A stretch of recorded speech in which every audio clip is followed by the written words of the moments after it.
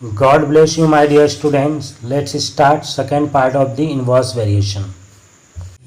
Question number 7. A contractor with a workforce of 420 men can complete a work of construction of a building in 9 months. अगर 420 आदमी काम कर रहा है तो 9 मंथ में काम खत्म हो जा रहा है. Due to request by the owners, he was asked to complete the job in 7 months. अब जो मालिक है वो इसको कह रहा है कि 7 महीने में ही काम खत्म करो, 9 मंथ की जगह 7 मंथ में, तो निश्चित तौर पे ज़्यादा आदमी की जरूरत होगी. How many extra man he must employ to complete the job. और इसको कितना आदमी चाहिए? 420 आदमी तो पहले है, उसको और कितना आदमी चाहिए? Let x man can complete the work in 7 month. मान लिया कि एक्स आदमी जो है इस काम को 7 महीने में ख़त्म करता है. हम एक्स्ट्रा नहीं माने हैं, पूरा का पूरा माने हैं कि एक्स आदमी मिलकर काम करे तो 7 महीने में काम खत्म हो जाएगा. Number of man, number of months. जब 420 आदमी एक साथ काम कर रहा है तो it takes 9 month. When x man start working it finishes in 7 month. 7 महीने में काम खत्म हो जाता है. It is obvious that if we increase the number of workers, the work will finish in less days and vice versa. ज़्यादा worker कम time, कम worker ज़्यादा time. So it is a case of inverse variation. इन दोनों का product और इन दोनों का product same होगा. 7 को right side ले जाओ, 7 1 जा, 7 6 जा, 9 6 जा 540. That means 540 men will complete the job in 7 month. ये टोटल 540 आदमी मिलकर अगर काम करेंगे एक साथ तो 7 महीने में काम खत्म हो जाएगा. अब ध्यान ये देना है कि वो पूछ रहा था कि एक्स्ट्रा मैन कितना चाहिए, मैन पावर जो बढ़ाएंगे कितना ज़्यादा बढ़ाएंगे. तो पहले 420 था और अभी चाहिए इसको 540 टोटल ख़त्म करने के लिए. तो डिफरेंस क्या है? 120. मतलब 420 था, अभी 120 आदमी और उसको चाहिए. He should employ 120 extra men to complete the job in 7 months. Question number 8. Uday can finish a book in 25 days if he reads 18 pages every day. How many days will he take to finish it if he reads 15 pages every day? देखो, per day वो 18 page पढ़ रहा है तो 25 दिन लग रहा है बुक को फिनिश करने में. निश्चित तौर पे अगर वो पेज कम कर देगा पढ़ना तो ज़्यादा टाइम लगेगा, कम पेज पढ़ेगा तो ज़्यादा टाइम लगेगा. तो ये हो गया inverse variation. Let he will take x days to finish the book if he reads 15 pages daily. मान लिए कि अगर वो 15 पेज पर डे पढ़ता है तो उसको x दिन लगेगा. Number of pages 18, number of days 25, number of pages 15, number of days x. 18 page per day तो 25 डे, 15 पेज पर डे तो x day. It is a case of inverse variation. 15 को ले जाओ राइट साइड, 5 से 5 3 जा and 5 5 जा, 3 1 जा, 3 6 जा एंड 6 5 जा 30. Uday will take 30 days to finish the book if he reads 15 pages daily. Now question number 9. A shopkeeper has enough money to buy 40 books, each costing rupees 125. अगर एक book की कीमत 125 रुपया है तो उसके पास इतना पैसा है कि वो 40 बुक खरीद सकता है. How many books he can buy if he gets a discount of ₹25 on each book. यहाँ पे उसको 25 का डिस्काउंट मिल रहा है, मतलब अब उसको कीमत कम लग रहा है. तो जब कीमत कम लग रहा है तो ज़्यादा बुक खरीद सकता है. जब कीमत कम लग रहा है तो वो ज़्यादा बुक खरीद सकता है. इसका मतलब यहाँ पे इन्वर्स वेरिएशन है. Cost of one book ₹125, discount ₹25, new price of one book is ₹100. अब इसका कीमत कम लग रहा है.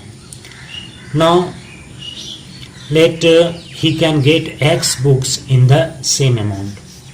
जितना पैसा था उसमें वो x बुक खरीदता है. Cost of books, number of books table बनाना है. 125 जब लग रहा था तो 40 बुक खरीद रहा था. जब 100 रुपया लग रहा है तो अब वो x बुक खरीद सकता है. Clearly if I have a fixed amount, मेरे पास कुछ फिक्स्ड अमाउंट है, पैसा है, then I can purchase more goods, हम ज़्यादा सामान खरीद सकते हैं। If I am getting some discount, अगर हमको डिस्काउंट मिल जाए तो हम ज़्यादा बुक खरीद सकते हैं, ज़्यादा सामान खरीद सकते हैं। एंड इसका उल्टा भी, कि हमारे पास अगर पैसा फिक्स्ड है और डिस्काउंट की जगह कीमत बढ़ जाए तो हम कम बुक खरीदेंगे या कम सामान खरीदेंगे। That means it is a case of inverse variation. तो प्रोडक्ट दोनों का सेम होगा। 100 इंटू एक्स इक्वल 125 इंटू 40। 100 को राइट साइड ले जाओ, अब डिवाइड करो।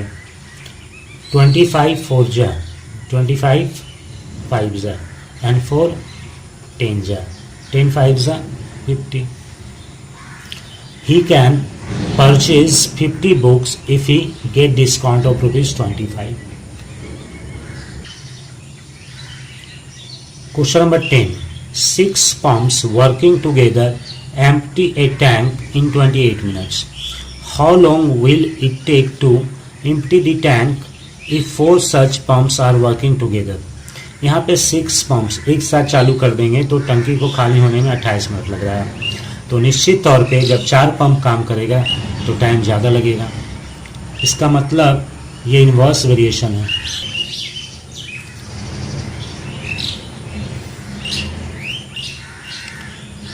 Let 4 pumps will empty the tank in X minute. Number of pumps 6, time taken 28 minutes. Number of pumps 4, time taken X minute. We know that when more pumps work together, it can empty the tank in less time and vice versa. That means it is a case of inverse variation. So the product will be same. 4 into x equals 6 into 28. Take 4 to the right side. 4 1 ja, 4 7 ja, 7 6 ja, 42. That means 4 pump will take 42 minutes to empty the tank working together. एक साथ काम करके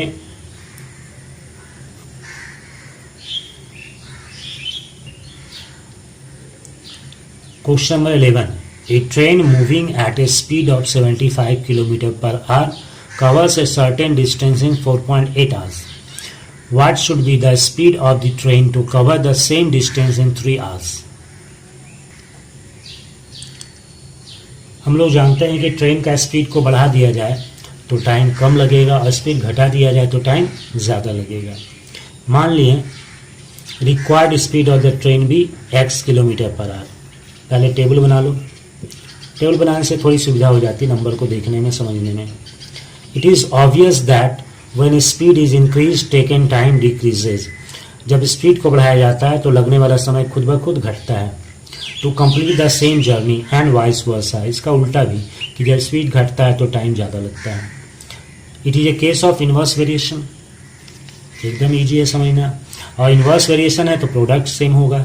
3 को right side ले जाओ, point को हटाओ, point को हटाओगे नीचे 10 आ जाएगा। अब कैंसिल करो, कैंसिल कर सकते हो। 3 25 जा, 5 2 जा, 5 5 जा, एंड 2 24 जा। 24 into 5, it is 120. The speed of the train should be 120 km per hour to cover the same distance in 3 hours. अगर होना चाहिए। Last question, question number 12. A garrison of 120 men has provision for 30 days. यहाँ पर 120 आदमी का ration पानी जो है वो 30 दिनों तक चलेगा। At the end of 5 days, 5 दिन बीत गया। 5 more men joined, 5 आदमी और आ गए, मतलब जहाँ 120 आदमी था 125 हो गया। How many days can they sustain on the remaining provision? जो राशन है, जो खाने पीने का सामान है, निश्चित तौर पे अब वो उतना दिन नहीं चलेगा जितना चलना चाहिए, क्योंकि 5 आदमी बढ़ गए हैं। तो ये इन्वर्स वेरिएशन का केस है।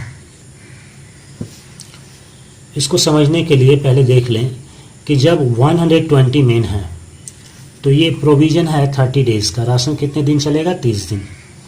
अब ये 5 दिन बीत गया, तो 5 दिन जब बीत गया तो अभी भी उसके पास राशन है 25 दिन का और खाने वाले लोग हैं 120।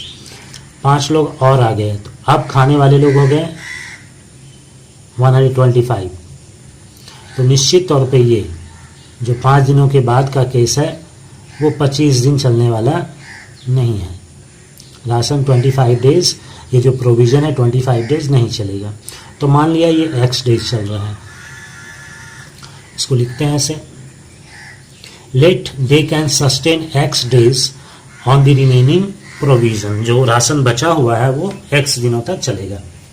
नंबर ऑफ मेन, जब 120 लोग थे तो नंबर ऑफ डेज कितने दिन प्रोविज़न चलता है? 25 दिनों तक और चलता है। अगर 120 ही रहते तो 25 दिन राशन और चलता। लेकिन अब ये 120 नहीं रहे, अब 125 हो गए, तो राशन ये 25 दिनों तक नहीं चलेगा। Clearly when the number of main increases the provision last for less than, कुछ कम दिनों तक चलता है। So it is a case of inverse variation. Inverse variation है तो प्रोडक्ट दोनों का सेम होगा। 125 को ले जाओ राइट साइड, कैंसिल करो, 25 1 जा 25 5 जा, एंड 5 2 जा 5 4 जा। So x is equal to 24. You can say they can sustain 24 days on the remaining provision. जो भी राशन बचा हुआ है अब वो जहाँ 25 दिन चलना चाहिए वहाँ अब वो 24 दिन ही चलेगा।